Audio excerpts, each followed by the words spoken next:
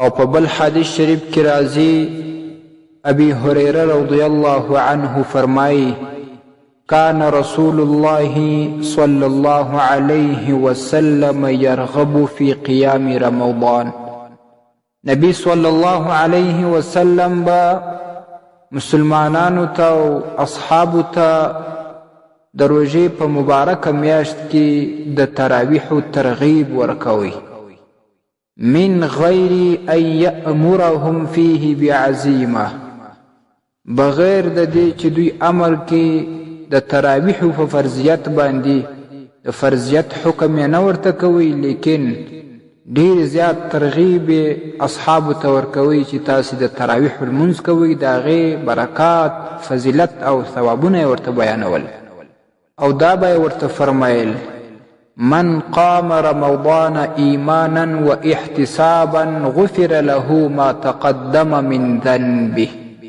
کم چا چې د رمضان په میاشته کې د ایمان سره په داسې حالت کې چې دی مؤمن وي، صادق وي، او د ثواب په نیت باندې د رب العزال څخه د اجر غوښتنې په نیت باندې تراویح وکړي، غفر له ما تقدم من ذنبه، ده لره به د تیرو ګناهونو بخښنه وشي. دا د تراویحو لپاره یو عظیم فضیلت دی په دې حدیث شریف کې. او یو روایت کې دا راځي وما تأخره، ورستنی ګناهونه به هم رب العزال ورته معاف کړي. دا هغه ګناهونه چې کم صغایر وي، صغیره ګناهونه. او بعضې شارحین ورسره لیکي ویرجا غفران الکبائر، ځکه په حدیث شریف کې د مطلقې ګناه ذکر شوی دی، نو امید د دې هم شته چې کبایر ګناهونه، لوی ګناهونه به هم رب العزال ورته معاف کړي.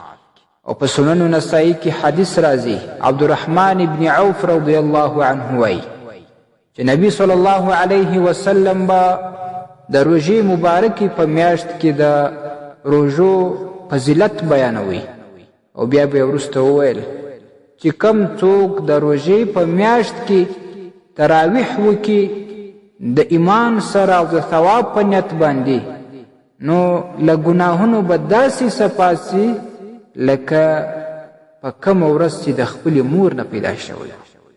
هغه وخت چې کله څوک د مور نه پیدا شي د هرې ګناه نه پاک وي، نو کم څوک چې د ایمان سره د ثواب په نیت باندې تراویح وکړي په رمضان المبارک کې، رب العزال به یې همداسې د ګناهونو پاک کړي.